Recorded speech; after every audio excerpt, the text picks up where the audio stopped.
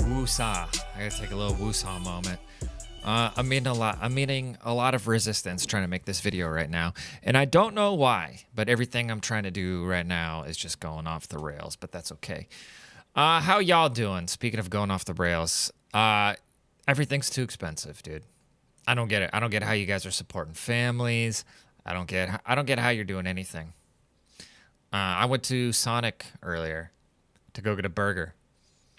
And I had to wait. And I don't want to be one of these Karens because I understand everywhere is short staff because nobody wants to work.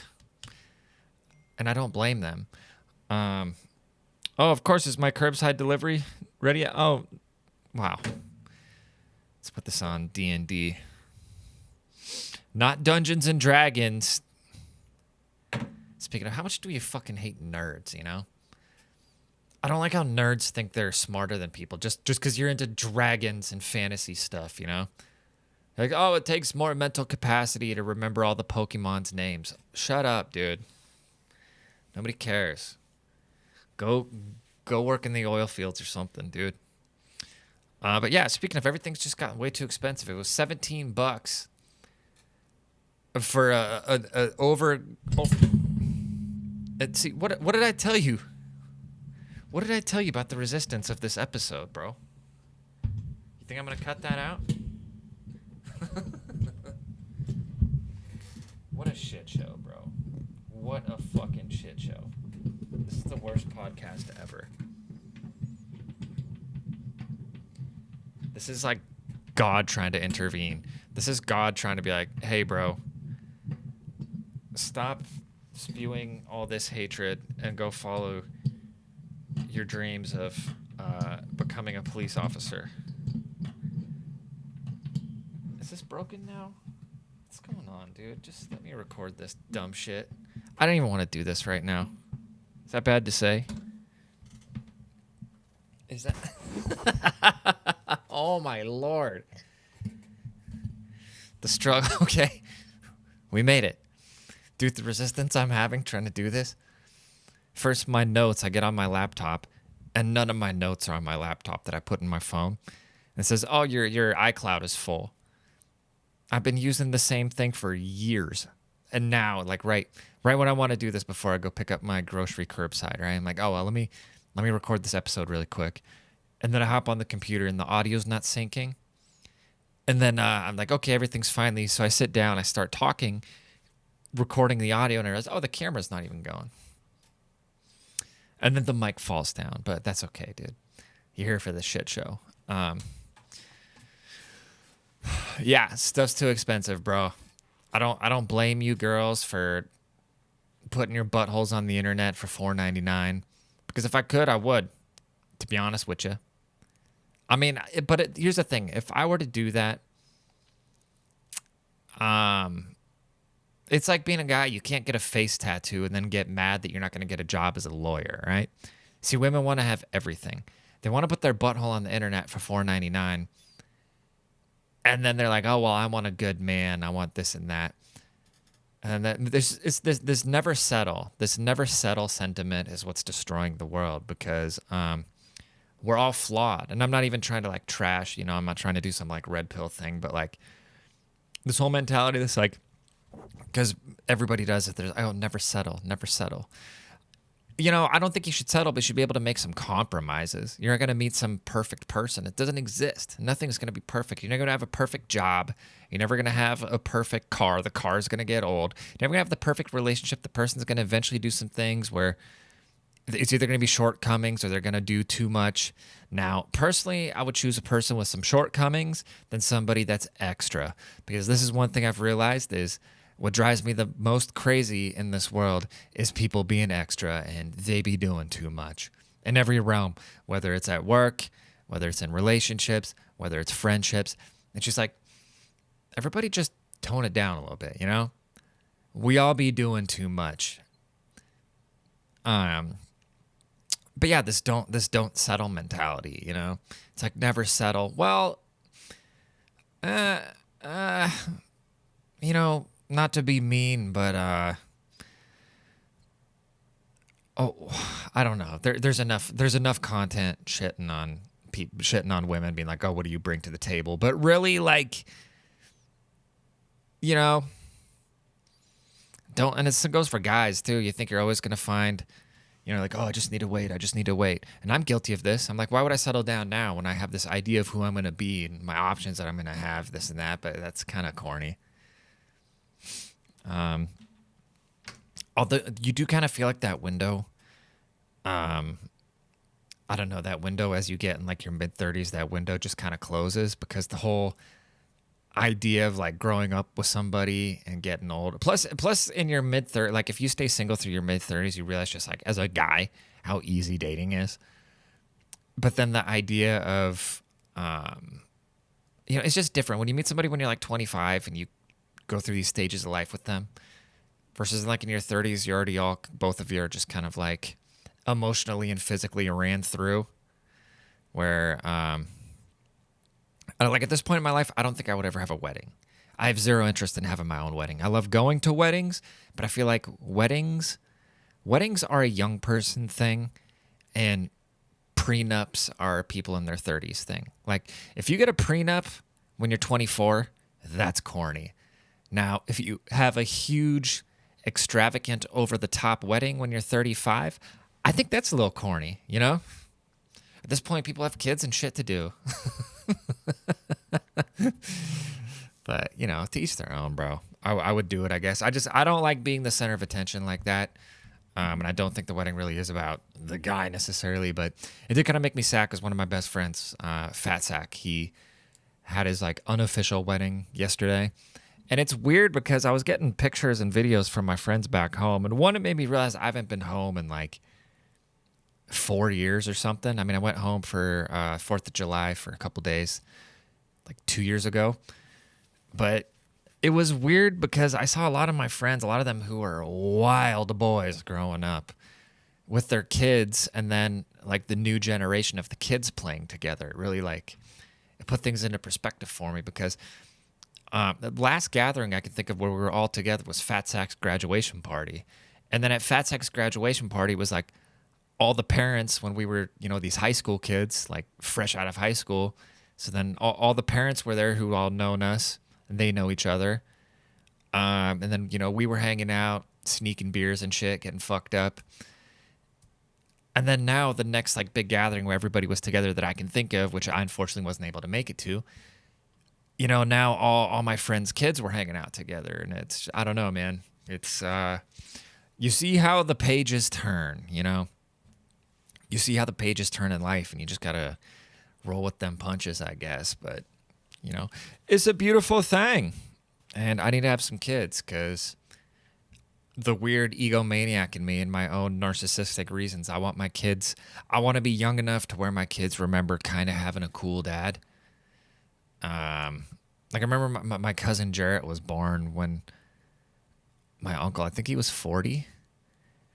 And that seemed so old at the time. Like, oh, 40-year-olds are having kids? Maybe he was a little older. I don't even remember. I can't remember exactly, but that's my next milestone, dude. So, yeah, but it is what it is. We all doing good. So let's get into some stuff. Enough about moi. Let's get into some things. Been rambling for 10 minutes about my personal life, which maybe you care about that, maybe you don't. But let's get into some world events, okay? Now, it's kind of strange to me how upset conservatives are getting about this new South Park episode where they're making fun of Trump. Because I've seen a lot of things on Twitter and stuff like that. People saying, oh, you had this demented guy in office for the last 4 years and not a peep out of South Park. Now, to be fair, okay, as like a comedic type of person, right? Now, if I look at it from the South Park angle, what could South Park have possibly talked about that was more off the rails than reality of those times, Like South Park had already done a Mr. Slave, What are they supposed to talk about? They're supposed to talk about Here's the thing about the Biden administration, okay? South Park couldn't really make fun of the Biden administration because those times life was an episode of South Park. They couldn't turn up the ridiculousness anymore, you know? At least with Trump, they got him like dating Satan, acting like, dictator. What's the Iraqi guy's name? Saddam Hussein, mimicking him, and they got little ass JD Vance and stuff, right? Like they have somewhere to go. They have somewhere to go and like really make fun of these people.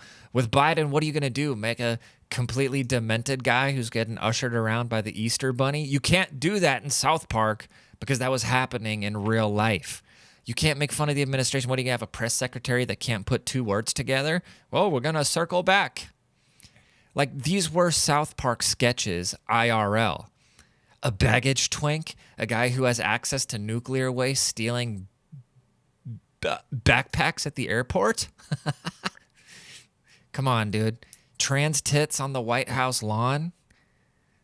Finding Hunter Biden's cocaine in the West Wing. Like, what the fuck? Where's South Park supposed to go with that, dude? Where's South Park supposed to go? There's no, because to be funny, you need to take reality and look at it through a way turned up lens. But the world was just so off the rails. That administration, it was so ridiculous where you can't make a South Park episode. It's like South Park can't make a South Park episode about South Park. That's how off the rails the Biden administration was. It was so funny.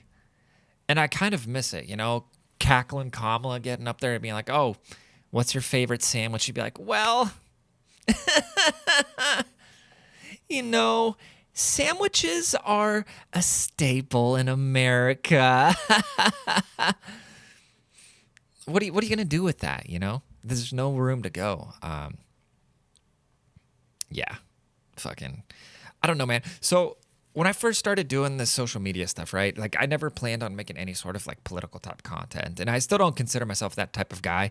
I'm just talking about things going on in the world. And I don't really enjoy the type of comedy where people just sit around making fart jokes and like laughing obnoxiously, I like to have some depth and some things that reflect real life. So it just happens that sometimes I fall into like this political thing, right?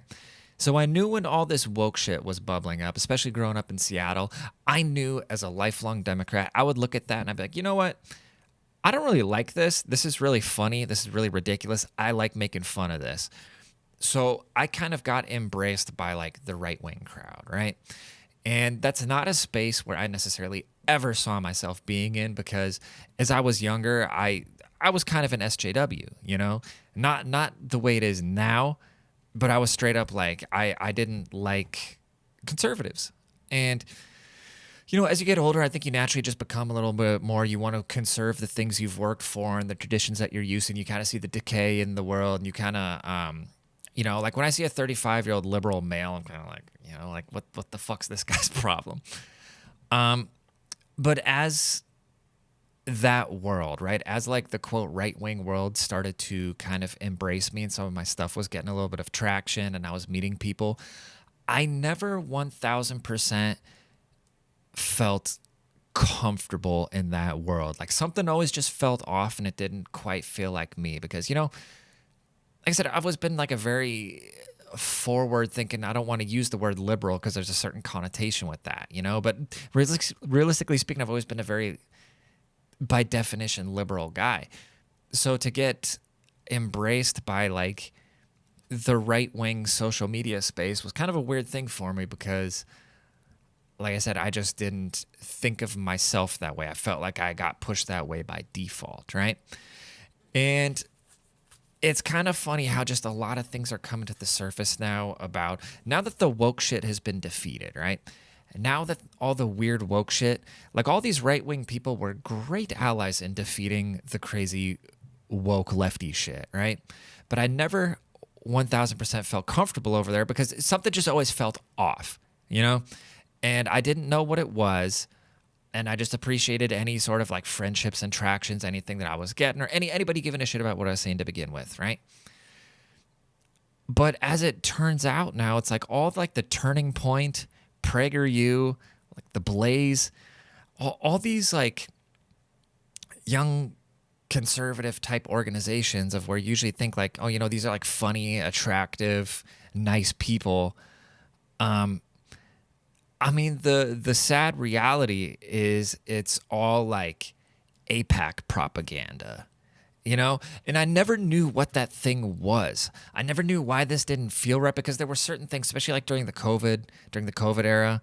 I was super against forcing vaccine mandates, but I also thought that, okay, if you want to go get vaccinated, that is your prerogative and we should leave those people alone. Like my mindset has always just been leave people alone. It's the same thing. I wouldn't necessarily, depending on the circumstances, unless I knocked up some chick I absolutely can't stand, I would not opt to have an abortion personally. But if somebody else needs to do that, that is none of my business. You know what I mean? Or I don't care what religions people want to subscribe to. I just don't want Sharia law. I don't want to be a goy living under Talmud oppression. You know what I mean? I don't want to. I don't want to do certain things. I don't want to partake in them, but I never feel like it's my place to tell anybody what to do. And that's what I feel like both sides have done. The liberals want to force all the gay shit down your throat, and then the conservatives, they want to force all this APAC Israel shit down your throat, And I know it's a tired subject, but it's like the rabbit hole just goes so deep with that. And I guess it's kind of, if you've ever not felt well, if you've ever dealt with like an illness or something like that, and then you just kind of want to, you never want bad news from the doctor, but also you just kind of want life gets easier as soon as you have a diagnosis. That's how with all this shit coming out about, the Charlie Kirks and the Ben Shapiros and the whoever else is of the world and like Fox News and whatnot, just to see how much like, Epstein related. I mean, like, is there anybody that these people don't have blackmail on? You think, how does this little country, this little isolated country in the Middle East, how are they so powerful? Like, how do they have such a grip on the politicians and whatnot? It's because the Mossad and whatnot, they ran all these crazy blackmail rings. And now they just completely have our leaders by the balls. And all of our media institutions, and they just kind of have a grip on everything, And that is the thing that I could never quite put my thumb on about, like, what is off about these people? Like, what is off about these, like, conservative influencer types where I feel like, the pro free speech people, it always kind of felt like there were these things where it was a very, like, dog eat dog environment, which I'm all for that, but and it's so weird that we're in a place where the most radically right-wing people at this point are the most progressive. You know what I mean? Like if you look at people like Candace Owens and Tucker Carlson or Nick Fuentes and stuff like that, where these people that get boxed into this like radically right-wing place, but it's like these are all people that are forward, progressive thinking people, They're just saying they have their morality is usually based in like a conservative Christian foundation, but as far as like the ideas and the things that they're trying to present to the world are all like really forward thinking things. That's why it's so frustrating when you get, I guess not frustrating, it's just like expected now. So when you get in any sort of like ideological argument with a liberal, right? They say something like, oh, this land is native land, or oh, billionaires get in touch, just like such surface level like shit that I would say when I'm 16, where I thought, oh, I'm super woke, I'm so awake to the Matrix, and then I would just repeat these like very surface level things, And then as you get older and you learn more, you realize, oh well, that's all just BS. And so I think our perceptions of like what's right wing and what's left wing is just completely, like I said, like Candace Owens, I love Candace Owens, okay, but she's so right wing to where now she's like technically the most liberal person out there. She's like anti-pharma, anti-vaccine, super. She's basically a hippie, dude, and I love it, But yeah, I guess, I had a tweet that did fairly well recently where I said, just because I'm not a leftist retard doesn't mean I'm a conservative retard. I'm just retarded. Stop trying to box people in. And that's kind of the truth, you know? I think we do need a third party or something like that because Trump is compromised. Trump was the poster child of like, let's get away from all this shit we've been doing, all these corrupt politicians who've been blackmailed by God knows what entities. Trump was the face of let's get away from that. And now he's coming out talking about like how the Epstein thing is a hoax. And I don't know, bro. Something about, I feel like Trump was on his revenge tour. And that's fine. He was a better option because the good thing that came out of the Trump presidency was all the free speech stuff. No matter what Trump does at this point, it's good because, you know, for a while, all of us were just getting nuked off the internet. I mean, the amount of strikes and the amount of money I was losing and everybody just like the fact that you couldn't have any sort of ideological counter to, yes, men should be beating the shit out of women in a UFC octagon. The fact that like we couldn't talk about anything at one point, you know, whatever Trump does at this point, at least we have to thank him for that, right? But that's like the whole, it's like his base kind of outgrew him, you know? He ignited this fire in a lot of people, including myself, to where we just want the objective truth, no matter how brutal it is. We want complete independence from all these different entities, for lack of better words, Israel. And we want the truth. We're done with the corrupt media. We don't want to be told what to think. We just want the facts. We want the facts, and then we want to be able to discuss them. You know, and that's what Trump really stood for, especially his first term, and that's where it really rubbed a lot of people wrong. And it's so crazy, too, because now there's this sentiment in the mainstream media and stuff like that you can't criticize Trump because people like Colbert lost their shows. They're kind of talking about The View going off the air. And then he won that lawsuit with NBC or ABC, I can't remember which one it was, because the edited Kamala Harris thing. So now, you know, then even South Park was kind of coming after him about, you know, this notion that you can't criticize Trump or bad things are going to happen to you. And it's just like, dude, for the last 10 years, I don't have a statistic, but anybody with some common sense that uses their own eyes and ears, if you think about the amount of negative press about Trump versus positive, and I mean, to say that you can't criticize Trump is the craziest thing I've ever heard in my life because there's never been anybody in my lifetime that's been more criticized. And some of it's justified and some of it's, you know, obviously just lizard people looking out for their well-being because this guy just came in and basically crushed the establishment, but now he's just kind of became it himself. So, but what you gonna do, you know? What you gonna do? But it's all good. But, well, I got to go pick up my groceries, y'all. So that's that. So we're going to call it for the day. I think this was overall a pretty positive episode. How about that? Yep.